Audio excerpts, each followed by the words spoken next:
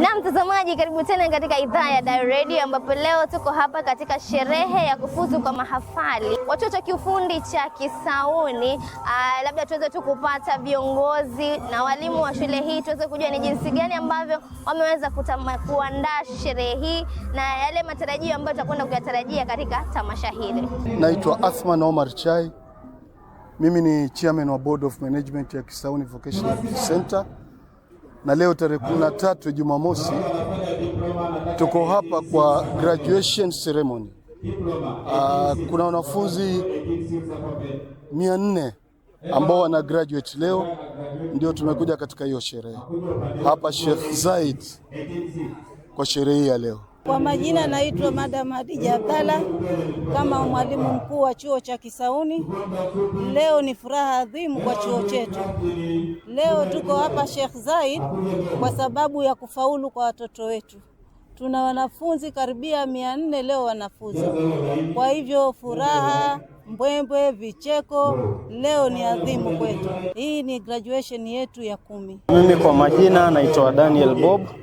Ni mwalimu wa upande wa Blue Economy, Maritime Transport and Logistics, na tunafurahi sana kwa ajili ya siku ya leo. Tumekuwa tukingoja kwa muda na tumewatayarisha wanafunzi wetu vizuri, tumewasomesha darasani mpaka sasa wamefuzu, imefika wakati wao kwa hii sherehe, na tunafurahi sana. Maana mimi mwenyewe ninafurahi kuona vijana wenzangu wakigraduate pia. Kama mwanafunzi, kitu cha kwanza ni bidii na juhudi.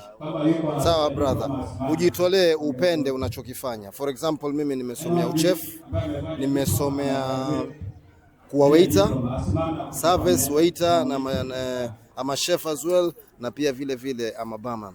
Nimefanya mixology. Kwa hiyo changamoto za kuwa kwenye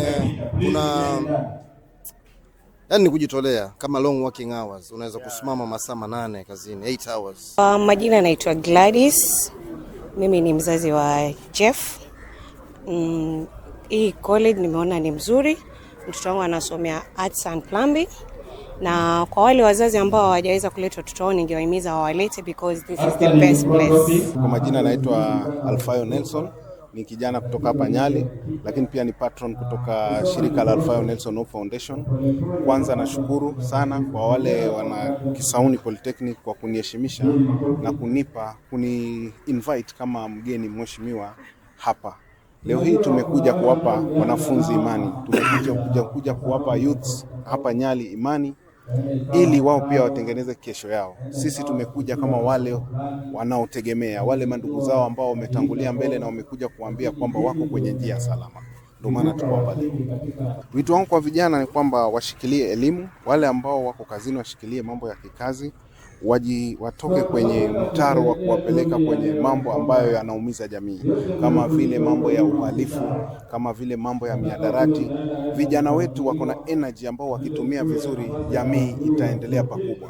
Na mimi ndugu yao nimejitoa kuwa support, kuwa mkubwa wao, kuwa kiongozi wao, kuhakikisha kwamba wametimiza ndoto yao.